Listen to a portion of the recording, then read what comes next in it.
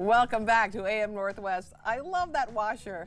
The Laundry Evangelist wants to save your clothes. Here to answer some of your perplexing laundry and cleaning questions, we welcome back the author of Laundry Love and House Love, our friend Patric Richardson. Good to see you, Patric. It's great to see you. Hi. Hi. Okay, I have to tell you something and show you something that I did with advice from you. So I had gotten this water stain on this antique little table that I have at home. On the left is the water stain. It was so upsetting to me because I just had gotten the table from my family, and I did that. It was my fault. I can't blame my husband like I usually do.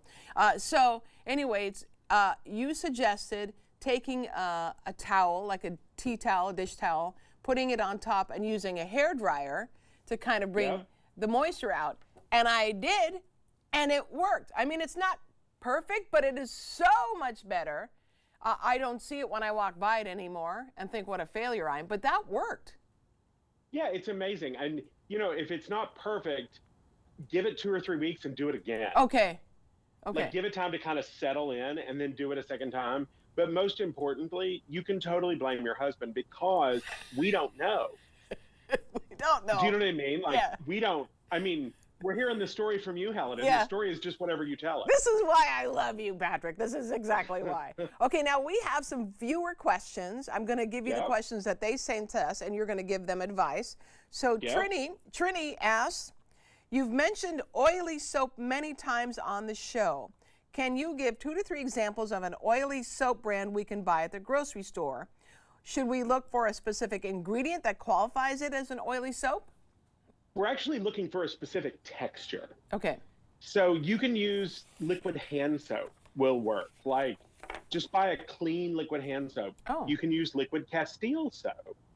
And you can use the other thing, like we have Dr. Bronner's and Mrs. Meyer's. Those will both work. What we're looking for is we're looking for something that's thick, like the texture of like olive oil. Okay. Because that's what makes it oily soap. We want that thick texture. Believe it or not, it's not really the soap we care that much about. It's that oil that penetrates the stain. And what do we use the oily soap for? What I know we've used it for like an oily stain. Like if you get salad dressing or olive oil or barbecue sauce.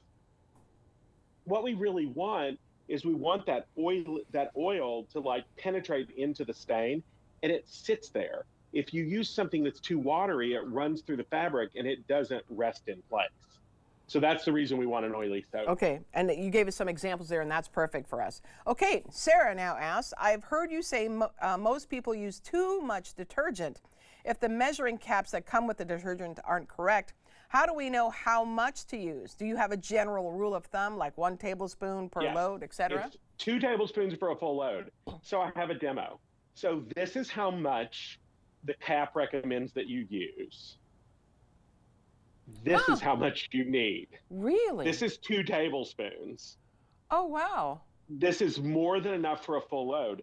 The other thing I want to tell you, though, is like if you're only doing a half a load, you need to cut it to 1 tablespoon. Like, so if you're only doing a very small load, you don't still use 2 tablespoons. It's 2 tablespoons for a full load of laundry. So it's this much for a full load. And when the load gets smaller, we're going to keep cutting this amount down. What are your thoughts on the packets, the laundry packets that people use? Generally, there's enough detergent in one of those to do 5 loads of laundry. Oh, my gosh. Yeah, so it doesn't rinse out. And the thing that we know is when it doesn't rinse out, that's when your white looks dingy. That's when your towels are crunchy. That's when you get that kind of musty washing machine smell. Yeah. It's because it's holding... The detergent can't rinse out, and it's holding all of the dirt from the wash water, and it's settling back into your clothes. That's why you don't want to use too much, because it'll rinse clean. Okay. Your clothes really are cleaner with less detergent. Really? Okay. All right. Yep. Wow. Blowing my mind here left and right. Okay, Doris asks, I have a couple pair of high-end black jeans that have a weird metallic smell. Is there something about black jeans that makes them smell bad? Is there anything I can do to get it out? It's funny, this is kind of a new phenomenon. It's happening, well, I shouldn't say that, it's been around. It's starting to happen a lot more because we're getting better dye. You're actually smelling the black dye. The best thing to do is soak them overnight with warm water and about a cup of vinegar. You can also wash them with a cup of vinegar, but I find that soaking them is probably a little better. And if I were doing it, because I'm going to give the 1-2 punch, I would soak them with a cup of vinegar and I would add a cup of baking soda to the wash water the first time I did it. Because vinegar or baking soda will actually neutralize that dye. So you do both, you just can't do them together because they cancel each other out. Yeah. Now, to keep the color, to keep the black, do you suggest using cold water? Or I always wash everything in warm. Right. But I have a great trick, and I don't have a demo because we didn't talk about it.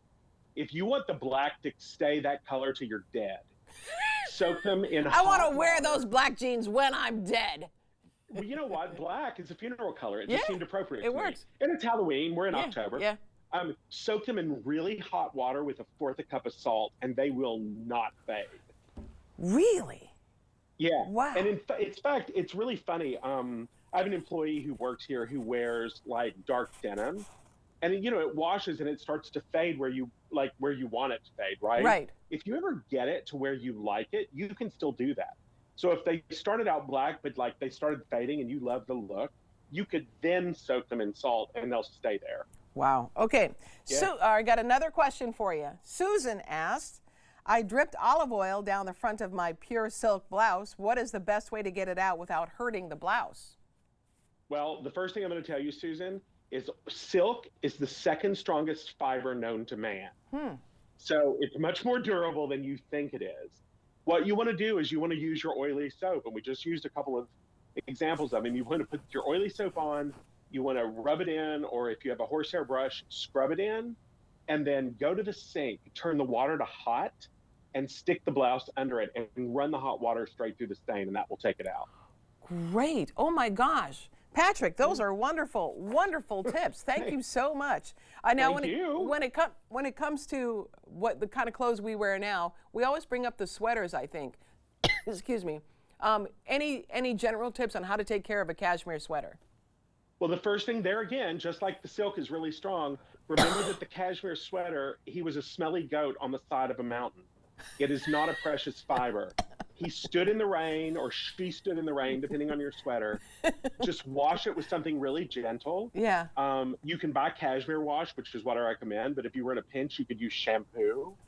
Just wash it gentle, but rinse like crazy. So wash once, rinse twice, and your sweaters will be great, and they'll be softer than if you dry clean them. Love it. All right, we want to tell our viewers, if you would like Patrick to solve one of your cleaning problems or laundry problems, because we talk about house problems as well, send us a note to amnw@ka2.com with the subject line, question for Patrick. Patrick, and we also want to tell everyone again that you have 2 books out, Laundry Love and House Love. Patrick Richardson, great to see you. Thank you so much for all your help. Thanks so much. Thanks for having me on. You bet. All right, we'll be right back with more AM Northwest. Don't go away.